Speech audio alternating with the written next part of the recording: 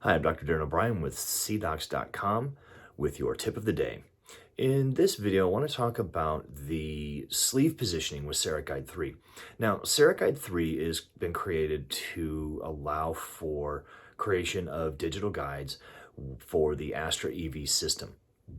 The thing with the EV system you have to understand is that the drills are coupled. So the 6 and 8 millimeter drill, the 9 and 11 millimeter drill, and the 13 and 15 millimeter drill are coupled together. So when you are placing a 6 or an 8 millimeter implant, you're using the same drill. What they will then do is they will change the height of the sleeve position to compensate for that difference in length of the implant.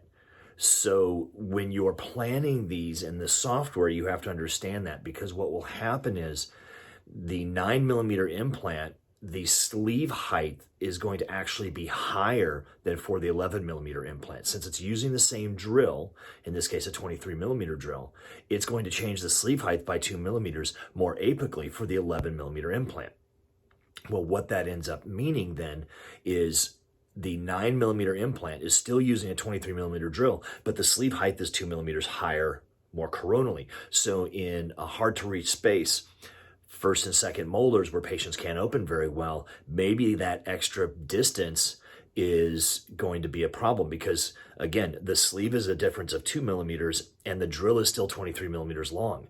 So between that and say like the 8 millimeter implant, which uses a 20 millimeter drill and the sleeve height is in the same position as the 11 millimeter implant, you're going to have a difference of almost 5 millimeters. So that difference could make a big difference in getting access for the patient and not having to have them open so wide.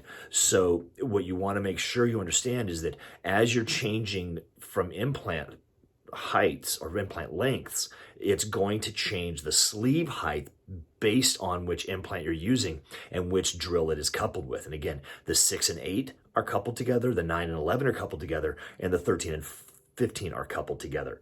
So the longer of the implants of those couplings, the sleeve height is actually lower. So a perfect example of that would be when you're placing, say, a number 19, and you can't fit an 11 in, it's too long, but a 9 fits, but you're worried about having access. You're actually better off maybe switching to an 8 millimeter implant to allow for easier sleeve access and a shorter drill, because the sleeve is going to be closer to the gum, to the apical portion, closer to the tissue than say a 9 millimeter sleeve height, and the drill is 3 millimeters shorter than the drill that's used for the 9. This is going to make it much easier to access some of those hard to reach spots, especially in first and second molars. So I hope this tips help. For more information on this, you can visit the website at cdocs.com or go to our implant courses, which it covers these sleeve heights with CEREC Guide 2 in detail.